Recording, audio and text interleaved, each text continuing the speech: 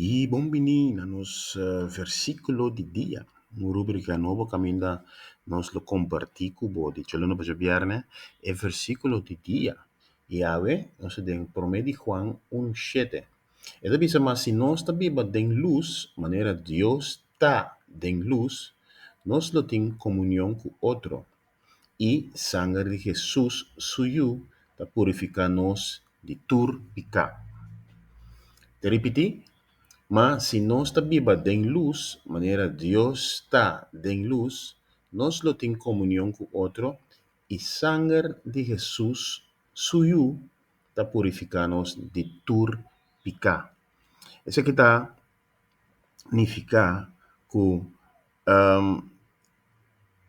si nos tur está den luz, nos lo no portin algo contra otro.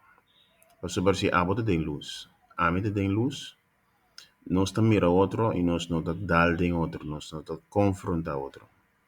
Pero si nos de oscuridad, continuamente nos lo trapa pi otro, nos lo ta contra de otro, nos lo dalde en otro, etc. Ese es el otro, ese conflicto, no. Y la palabra de Dios te dice que bo porta den luz, toch, aunque que bo tin pica. O sea que, aunque que nos tin algo contra otro, si nos turdos den luz, el sangre de Jesús lo purificamos y turpica.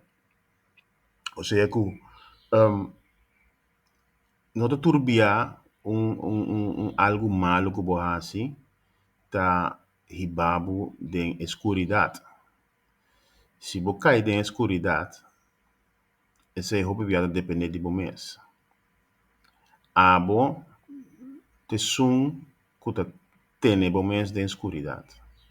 Entonces, la Biblia dice, turco a acepte, turco a quiere denje, ela dona poder para vir ayuda de Dios. Ela sacaba de escuridad, trecebo de claridad.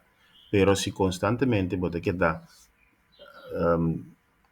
corda, que bota parte de escuridad, of que constantemente bota queda acusar a mí de ta parte de escuridad, significa que é picar se dibo of que a bota acusar-me de mim, nunca por word purificar, para sobra picar, maneira norte-americana, ta word purificar den luz. O sea que, si nos mantenemos mes den luz, lo no tem conflicto, lo no tem enemistad, o sea, te dice, nos lo tem comunión con otro, lo no tem enemistad, nos lo tem comunión con otro y nos lo ta viva junto, manera romana. Te espera que el versículo aquí lo ayuda nos meditar, riba nos mes forma de pensar de dia llave. Feliz weekend y nos stay back, Jaluna. Dios bendicionado.